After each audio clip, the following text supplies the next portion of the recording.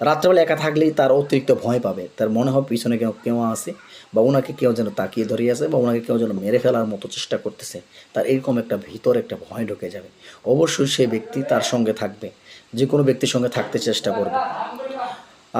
6 নম্বর যে আলামতটি, যে কোনো ইসলামিকভাবে বা ধর্মীয়গতভাবে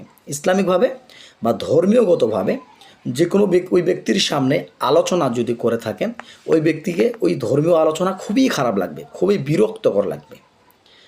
ধর্মীয় আলোচনা কথা বললে বা ইসলামিক কথা বললে, নামাজের কথা বললে, ইবাদতের কথা বললে অবশ্যই ওই ব্যক্তিকে সব থেকে খারাপ লাগা শুরু হবে। আবার বিধর্মী হলেও যারা তাদের ধর্মের কথাগুলো যারা বলবে, বিধর্মী যারা রুগী আছে, তাদের ধর্মের কথাও যদি সেই ব্যক্তি শুনে তাকে যদি তাদের ধর্মের কথার জন্য চেষ্টা করা হয় বা বলা হয় যে আপনি এই কাজগুলো করেন তাহলে আপনার জন্য ভালো হবে, সেই ব্যক্তি ওগুলো কথা শুনতেই চাইবে না।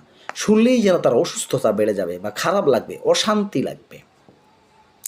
এখন 7 নম্বর যে আলামতটি হচ্ছে, শরীরের বিভিন্ন আচরণ বা কণ্ঠস্বর পরিবর্তন হয়ে যাবে।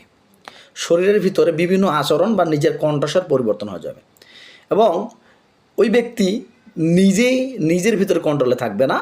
হঠাৎ ওই ব্যক্তি অদ্ভুত ভাষায় কথা বলবে, গলার স্বর পরিবর্তন হয়ে যাবে, অদ্ভুত ভাষায় কথাবার্তা বলবে এবং সে নিজেকে চিনতে পারবে না। 8 নম্বর আলামতটি হচ্ছে অন্য কোনো ব্যক্তিত্বের রূপান্তর। মানে সে ব্যক্তি মনে করেন যে আমি গোলজার, এখন হঠাৎ আমার সেন্সলেস হয়ে যাওয়ার পর আমি অন্যজনের সাথে এমনভাবে কথা বলতেছি আমি ওই ব্যক্তি নই, আমার নাম অমুক, আলাদা নাম, নিজের নাম ও পরিচয় সে ব্যক্তি ভুলে যাবে। নিজেকে সে অন্য কেউ বলবে যে আমি অমুকজন, আমি গোলজার নয়, আমি অমুকজন, আমার নাম অমুক। এরকমভাবে সে নিজেকে আলাদাভাবে ভয়ঙ্কর কণ্ঠস্বর রূপে এইভাবে সে বা বড় বড় চোখ করে বা অনেক শক্তি দিয়ে সে নিজেকে অন্য ব্যক্তি বলে দাবি করতে চেষ্টা করবে। এবং 8 নম্বর যে আলামত, আরও অনেকগুলো আলামত আছে সম্মানিত হজরতগণ।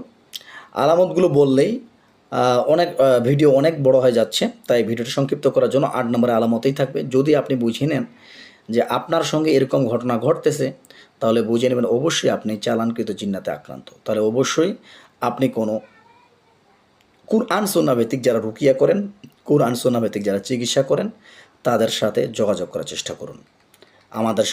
আমাদের কাছে যদি চিকিৎসা নিতে চান, আমাদের উপর যে হোয়াটসঅ্যাপ ইমো নাম্বার